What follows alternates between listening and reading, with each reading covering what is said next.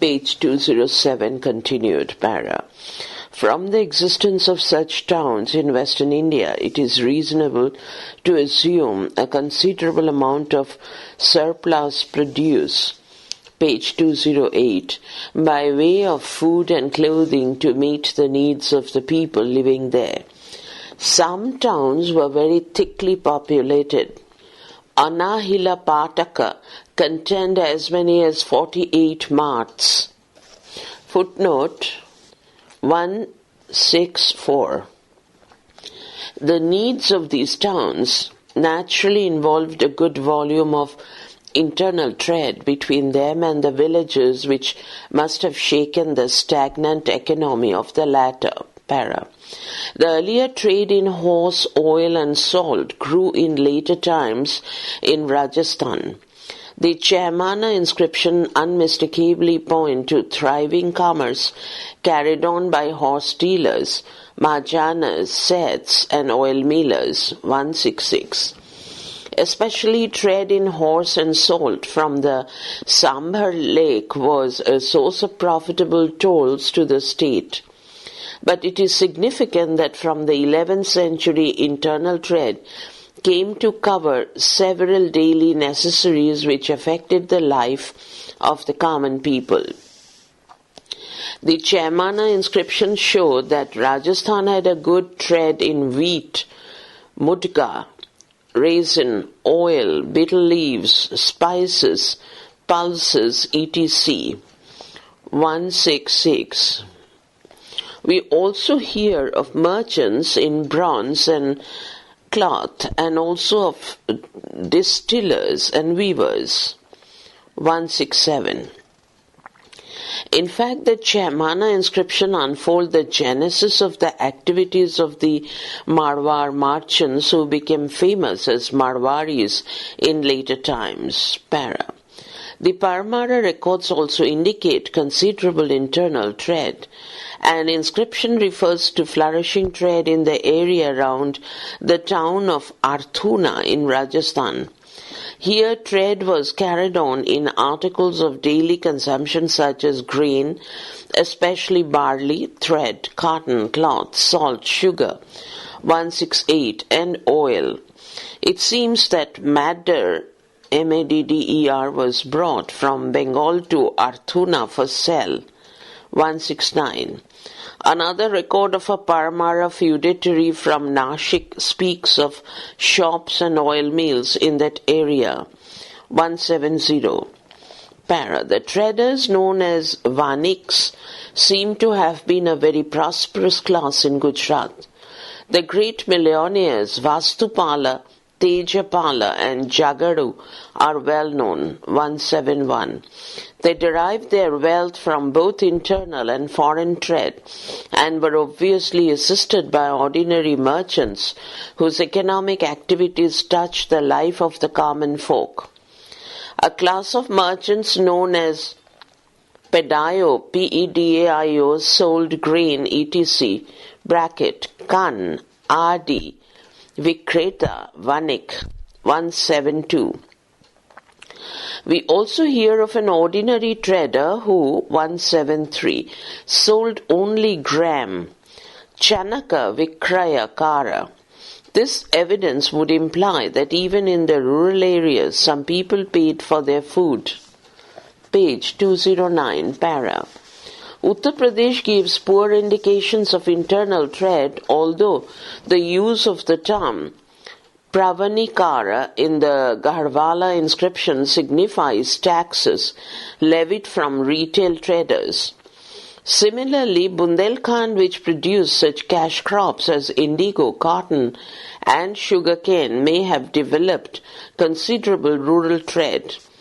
The gifts recorded by a Sreshti family show that traders formed a wealthy community in the Chandela territory, 174. Trade seems to have flourished more vigorously in Baghelkhand under the Kalachuris. Every town and village had its toll house, Mandapika.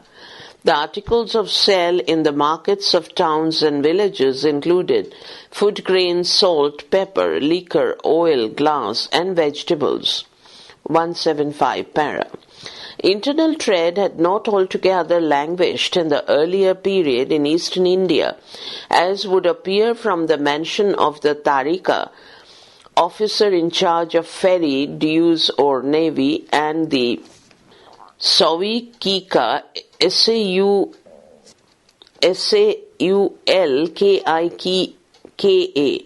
Saulkika, collector of tolls, in Pala land charters, although these officers are not named in the Sena charters. Now we hear of a new officer, the Hattapati, Hattapati, 176, or supervisor of markets.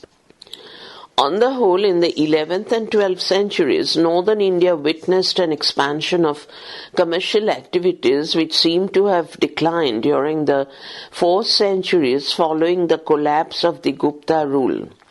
One of the main causes of the increasing internal trade seems to have been the revival of foreign trade, to which we shall now turn our attention. Para.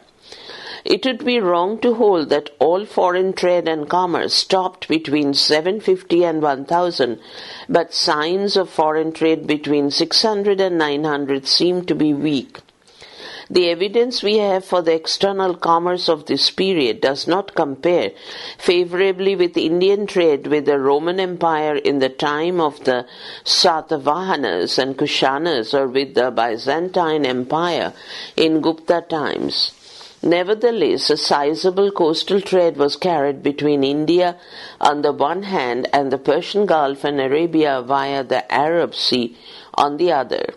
The Arab accounts mention a few ports on the western coast of India in the 7th century, 177. Most Arab accounts of the foreign commerce of India, however, relate to the 9th and particularly to the 10th century, when they mention many Indian ports, 178. This indicates the revival of trade on the western coast from the 10th century AD, which can be linked up with the maritime activities of the Cholas from the close of the 10th century, page 210. A succession of strong Chola rulers contributed to the progress of commerce with Southeast Asia. Para. An epigraphic record of 1008 shows that Konkan carried on flourishing commerce not only with the coastal areas but also with distant foreign lands, Dipantara, 179, which was a source of income in cash to its ruler, the Mandalika Rattaraja.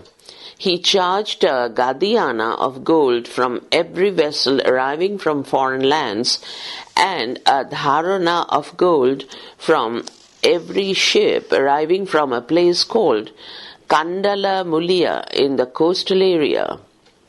180. Coastal trade may have been carried on in local boats.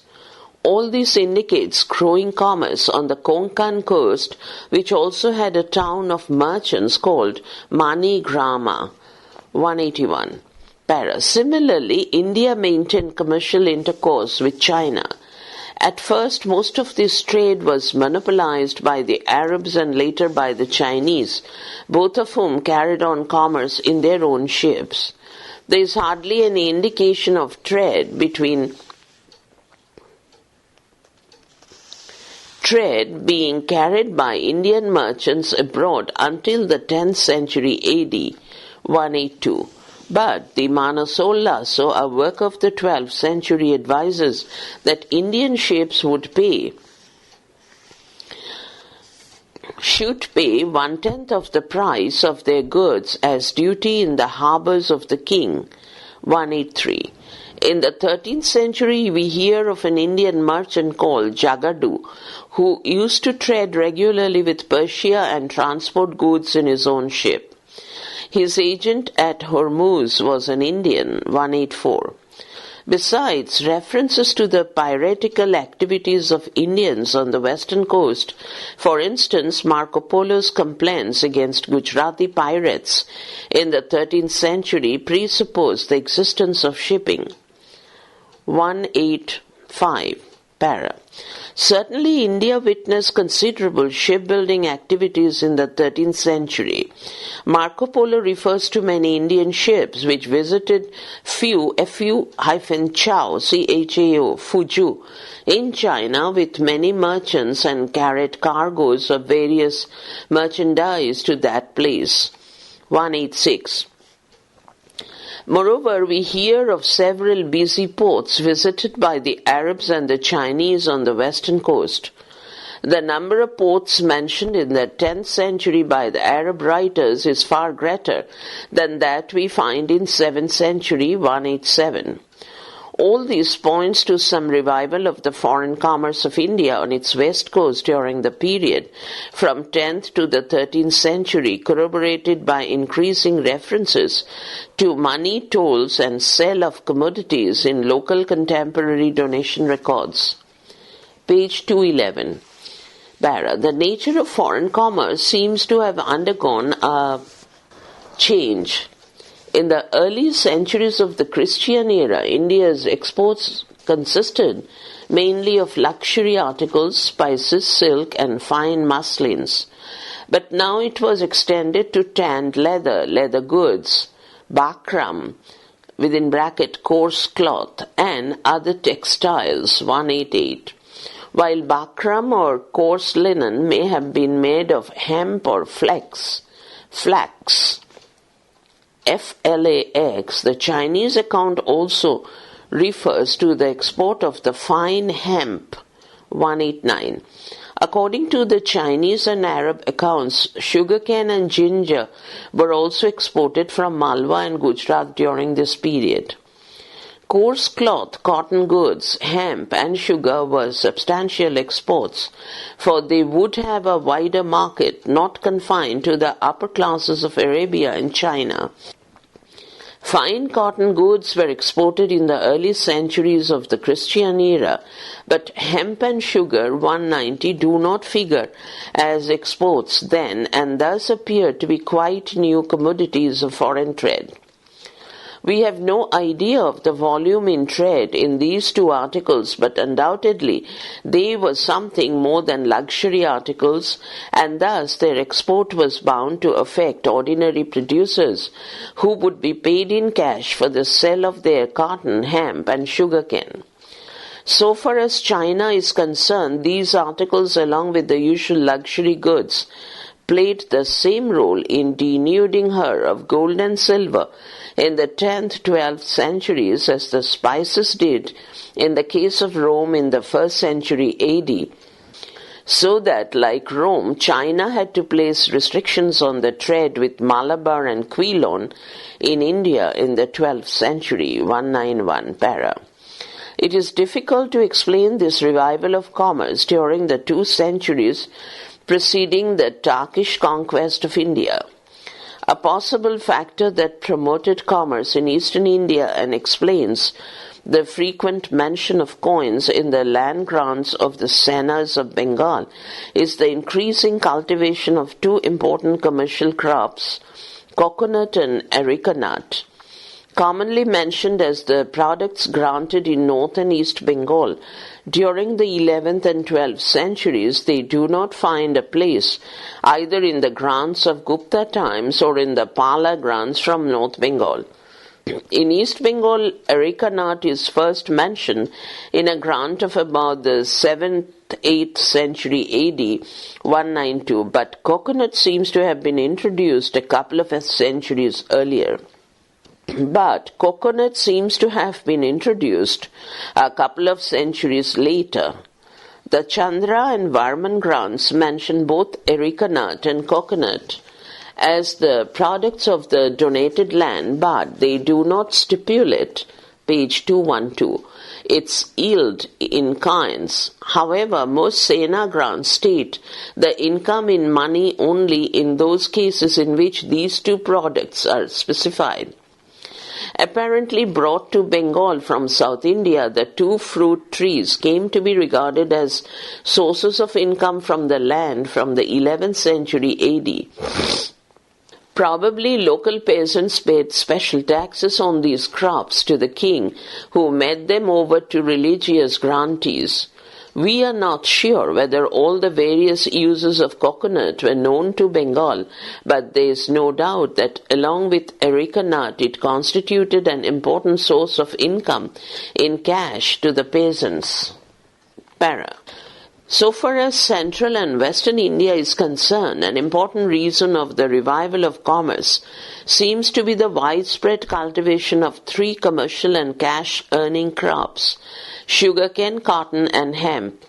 The Chandela grants of the 11th-12th centuries attest the cultivation of these crops on a wide scale in central India. Apparently, the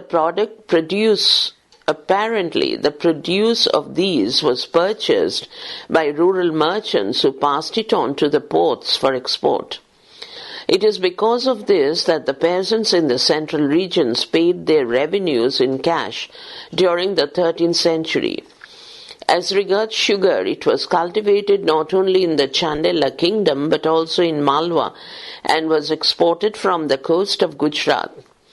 The period saw wider use of the sugar press, Ikshu Nipirana Yantram, mentioned in the Desina Mamala of Hemachandra 193.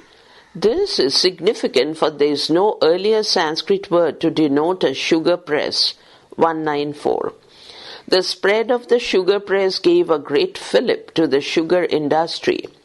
We do not know whether any improvement took place in the manufacture of cotton, but there is no doubt that cotton cloth was exported from Ruhmi, Ruhmi, identified with Bengal in the 7th century, and cotton was cultivated on a wide scale in Malwa and Gujarat.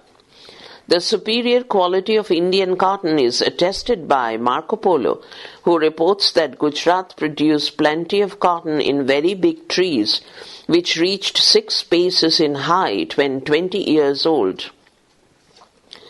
195 Para. Since the cultivation of sugarcane is attested not only in central India, but also in the arid zone of Rajasthan, it is obvious that advantage was taken of artificial irrigation. Here, special mention may be made of arhattas or araghattas, water wheels, page 213, operated by oxen, containing several buckets for drawing water from wells. First mentioned in an inscription of the 7th century and probably adopted from Persia, the new contrivance was slow to find favor with the Indian peasants because of their usual conservatism in a practically stagnant agrarian society. But during the next 4 centuries it gained in popularity, for the Chaimana inscriptions of the 12th and 13th centuries found in south and southeastern Marwar point to the widespread use of wheel-operated wells, which may have helped the production of such cash and commercial crops as sugar, cotton, and hemp. Para. In the 12th and 13th centuries, the export of tanned leather and leather goods to the Middle East and China seems to have assumed fair proportions. The flow abroad was facilitated by a flourishing industry at home, affirmed alike by the indigenous and foreign sources. The Raja Tarangini refers to the leather workers of Kashmir 196, and Lakshmidhara speaks of Association of Leather Workers 197. Hema Chandra refers to several types of shoes and shoemakers 198. Marco Polo states that immense quantities of hide were tanned in Gujarat, which produced, quote, very beautiful mats in red and blue leather, unquote, stop 199 para. Another factor that gave impetus to the progress of trade and commerce was the improvement in shipbuilding. The Yukti Kalpataru, a text of the 11th century written by the Parmara Bhoja, mentions various kinds of ships and states that planks of wood should be joined by rope and not by iron nails, which will be attracted by magnetic rocks and expose it to dangers. 200. Although this appears to be a superstition, lashed timbers might give greater resilience in heavy weather than the nailed ones. Para. Whether any external factor contributed to trade and commerce in the 11th-12th centuries is difficult to say. Perhaps the disruption of Arab trade with Europe on account of the Crusades diverted their energies mainly to Indian trade. There was an appreciable rise in material standards in Europe in this period, but one would expect a growth in demand for luxury goods. Issue of plentiful coinage and its high standard in the reigns of Mahmud and Masood stimulated trade between India and the Islamic East in the 12th century, 201, although it is thought that the balance of trade lay in favor of the former, page 214. Whatever might be the precise reasons for the revival of trade and commerce, such a revival cannot be doubted, and the fact that it was beginning to undermine the self-sufficient feudal economy based on land in Western India cannot be brushed aside. Para. Internal trade seems to have been facilitated by some improvements in the means of transport. An inscription of 955 from Bayana in the former state of Bharatpur seems to refer to a levy as octroi duty on every horse-load of merchandise carried through a village granted to the god Vishnu by a lady member of the ruling family of the Surasenas. 202. This would suggest that from the second half of the 10th century, horses began to be used as pack animals. Another inscription refers to a state levy made on camel roads. A grant of a paila from every incoming or outgoing caravan exceeding 10 camels and 20 bullocks is made to a temple in the former Jodhpur state, 203. Although these records belong to the close of the 13th century, the practice of using camels may have started earlier, for the Pala inscriptions and the Manasola, so 204, show that buffaloes, camels and bullocks were used for transport in military expeditions. Thus, in addition to bullocks, horses and camels came to be used for carrying goods on a wide scale. It is true that camels would not be used in eastern India, but horses might have been used there as beasts of burden. Numerous allusions to the sale of horses in inscriptions indicate that they were valued not only for military but also for commercial purposes.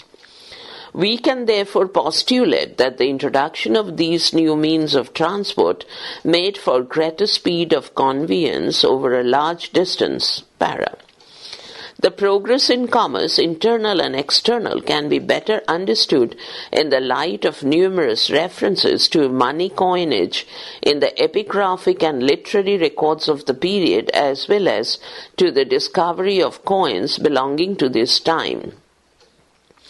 After AD 1000, we find signs of the revival of coinage in northern India, although this was mainly confined to Uttar Pradesh, Central India, Malwa, Gujarat and Rajasthan.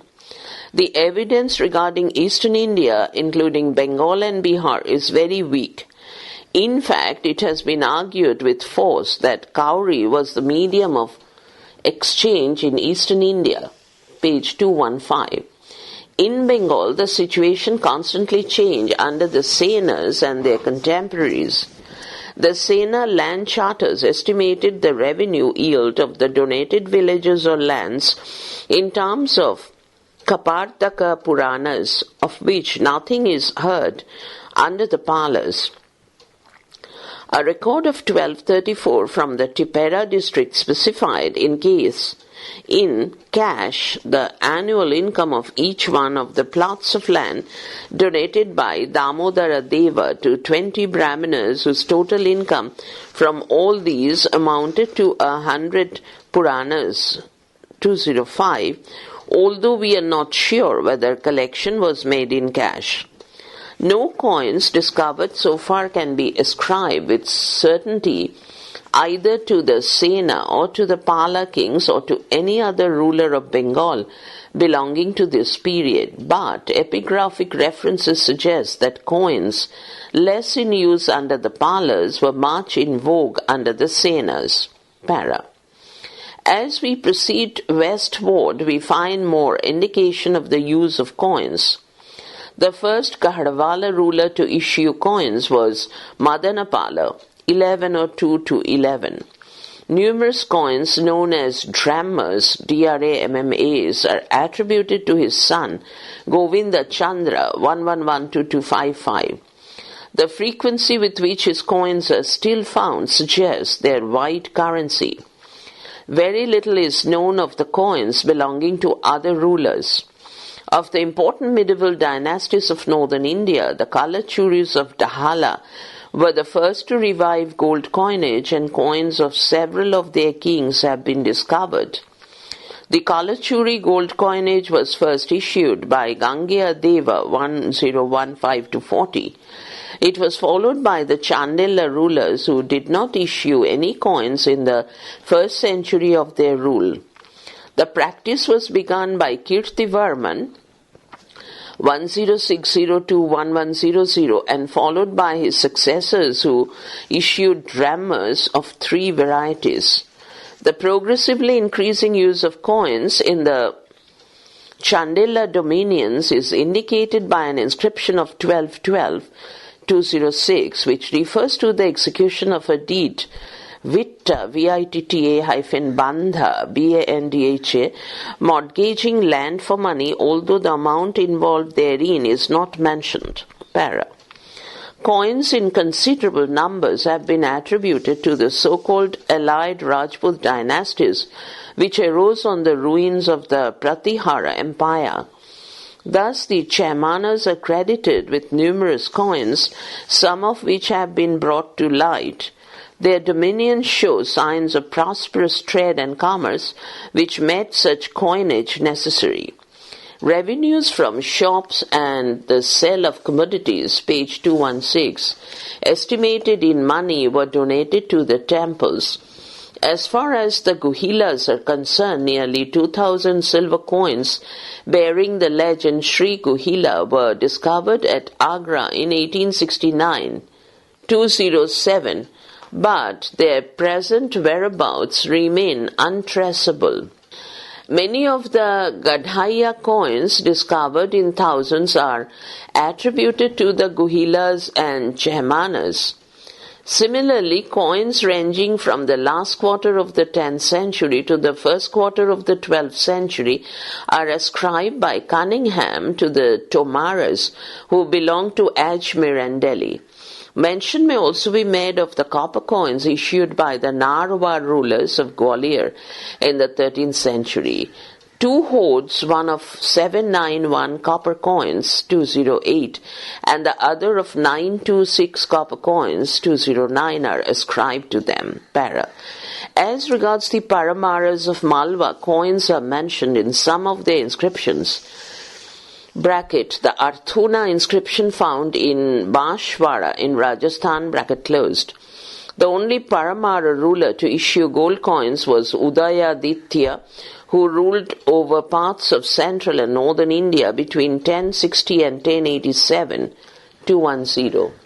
Para. The revival of coins in central India, Uttar Pradesh, Rajasthan, Malwa and Gujarat can be linked with indications of increasing trade and commerce in that area, particularly in western India. Inscriptions repeatedly mention toll house, mandapika and the transfer of cash income from shops. They show that in the coastal regions of western India, customs duties were realized in cash from foreign and Indian traders. In Konkan, the first were required to pay in gold coins called Gadyana and the second in gold coins called Dharana. The Lekha Paddhati contains drafts of documents which prove brisk trade and commerce and the sale and purchase of commodities. Its provision for departments dealing with trade and mints is corroborated by epigraphic evidence from the kingdom of the Chalukyas. Para. A wide difference can be seen in respect of coinage and trade between eastern India on the one hand and northern and western India on the other. In eastern India, including Orissa, the cowrie was the chief medium of exchange. Inscriptions do not suggest much trade or many towns in this area. Apparently, the self-sufficient feudal economy was stronger in the east than in the west. But surprisingly enough, if we leave out Orissa, land service grants, page 217, to vassals and officials are found more commonly in the west than in the east. This may be due to the paucity of epigraphic records in eastern India, which was subject to frequent floods and invasions. Para. We have, however, a very important piece of evidence from central India which shows that revenue was assessed in cash and not in kind, as was the case in earlier times in various parts of the country. A record of the early 13th century, 1213, informs us that a business document executed apparently by the Mahamandalika Pamparaja, probably a feudatory of the Kalachuris of Ratanpur, fixed the revenue of the village Jaipara at 130 Saragadama Sarahagadama Achus Achus as previously settled, and 140 Vijayaraja Tankas 211. It also states that the revenue of another village was fixed at 150 Vijayaraja Tankas 212. Although a gift document executed in favor of the Gaita Lakshmidhara, it shows without doubt the practice of assessing revenue in cash. This need not be attributed to Muslim influence, for the Delhi Sultanate, established in 1206, hardly covered this part of the country. On the other hand, the existence of the practice under the Sultanate should be taken as a culmination of the process that had begun in North India in the 11th and 12th centuries. Para. The Punjab and the northwestern regions provide indications of the use of coins on a considerable scale in the latter half of the 10th century. This was partly stimulated by the Arab occupation of Sindh, which promoted trade contacts with Western India. Whatever might be the other reasons, the area had plenty of coined money in the beginning of the 11th century. When Mahmud captured Multan in 1005-6, the inhabitants are said to have been forced to pay a fine of 20 million dirhams, apparently the same as Dramma, to save the city from being sacked. 213. From the temple in the fort of Nagarkot in the upper Indus Valley, Mahmud is alleged to have taken in 1008-9 70 million dirhams in coined money, 70,000 mans of gold and silver ingots and rich clothing, a folding house made of silver and a richly decorated throne. 214. From the temple of Somnath he is said to have taken over 20 million dinars worth of spoil. When the Ray was captured, the army carried off OWF 5 lakh dinars worth of jewels, page 218, 2,60,000 dinars in coined money, over 30,000 dinars worth of gold and silver vessels, 5,300 garments, suits of woven and regal Kushrawani clothes valued at 20,000 dinars, and 50 loads of books excluding those of the Mudzila, MU'Tzilla, philosophers and Shia, which were burnt forthwith. 215. We are not concerned here with other items of spoil, but those in coined money certainly speak for the widespread currency of coins in Gujarat. While the numbers of coins mentioned in the Muslim accounts indicate the actual use of coins, the existence of bullion in gold and silver points to the possibility of converting these metals into coins. In fact, part of the bullion and precious stones taken from the temple treasures of India was converted into negotiable form by skilled valuers and assayers at Khazana. 216. It is true that Western India was denuded of its coins as a result of the plundering expeditions of Mahmud of Ghazni, but the Ghaznavids issued their own coins in the Punjab, where a mixed silver-copper currency was continued on the old Hindu models. 217. The issue of a mixed copper-silver currency there suggests that coins were used even by the common people. Para. A striking feature of the monetary system of the period is the gradual change from gold to silver gilt, silver bronze, and finally copper, which is illustrated by the coinage of the chandelas and the kalachuris. Sometimes seen as a setback from gold to base of metal, the process has some deeper significance. Confined to heavy transactions, gold coins would be handled only by the wealthy few. But silver, bronze, and copper coins would command a wider circulation among the masses of the people. Therefore, what appears as a process of degeneration from pure and costly metal to base and cheap metal should be really taken as a device to meet the day-to-day exchange requirements of the common folk. Para. Obviously, bullion and copper coins would have the widest circulation among the vast masses of the people. In spite of their easy subjection to the corrosive influence of the tropical climate, the survivals of the copper currency of the 11th and 12th centuries in central and western India are impressive and bear sufficient testimony to their use in ordinary transactions. Page 219. Of the Garhwala kings, the copper coins of the Govinda Chandra are known. In the 11th century, the Kalachuri king, Gangeya Deva of Dahala, who revived gold coinage, also issued copper coins, but more copper coins may be attributed to the Kalachuris of Ratanpur in the 12th and 13th centuries, 218. Although a hoard of copper coins from Bilaspur may be assigned to the beginning of the 11th century, 219. In the case of the Ratanpur ruler Pratapamalla, 1200 to 25, only his copper coins have as yet been discovered so far, 220. The Kalachuris initiated the Hanuman type of copper coins which were popularized by the Chandelas, 221. This, sometimes recognized as drammers, seems to have been a common currency in the 12th and 13th centuries under the Chandela rulers, 222, who also issued other kinds of copper coins.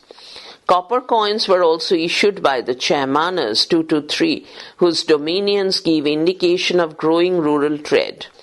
Bullion coins seem to have been issued in good numbers by the Chaymanas, 224, and the Tomaras, and in the Punjab a mixed silver-copper currency continued to be minted by the Ghaznavids on the old Hindu models, 225. More hoards of bullion and copper coins may be printing mistake. More hoards of bullion and copper coins may be discovered in future, but what has come down to us is enough to demonstrate the advent of exchange economy among the common people in a large part of northern and western India. Para. Two other media of exchange, iron coins and cowries, also prevailed, the first in western India and the second in Bengal and Orissa. It seems that the peasants made payment in cowries under the senas. Para. The use of silver, billon, B-I-L-L-O-N, billon, silver bronze, and particularly copper coins and probably cowries was bound to soften the rigors of payment in kind and labor. We have no evidence to show whether payments in kind were converted into cash payments, although some Sena and late Kalachuri land charters clearly suggest assessment in cash, which apparently culminated in the general introduction of the system of cash payment of revenues under the Delhi Sultanate. We have no records to show whether services in labor to the state were commuted into cash payments. But the disappearance of forced labor, which prevailed in central and western India right from the 2nd to the 10th century AD, page 220, can certainly be tied up with the use of copper coins in a large part of this area. We can assume that in lieu of manual work on the construction of tanks, roads, fortresses, etc., the peasants paid some contribution in cash, which enabled the authorities to carry on such work. Thus, the traditional feudal structure based on payment in kind and services was weakened by the use of money, para. The picture that emerges from our study is one of contrasts. On the one hand, we notice the multiplication of land grants to secular and religious beneficiaries, the intensification of sub-infeudation, conversion of revenues from crafts and commerce into religious benefices, the depression of peasantry through taxes, the transfer and taking over of communal rights. On the other, we notice the definite delimitation of donated land and the specification of its yield in kind and cash, the disappearance of forced labor, visti, the revival of internal and external trade, and the resurrection of money exchange over a wide area. At its height, Indian feudalism contained certain seeds of disintegration. Therefore, in the 2 centuries preceding the Turkish conquest, feudal economy reaches its climax, but at the same time it shows some cracks, especially in Western India. Next, notes and references.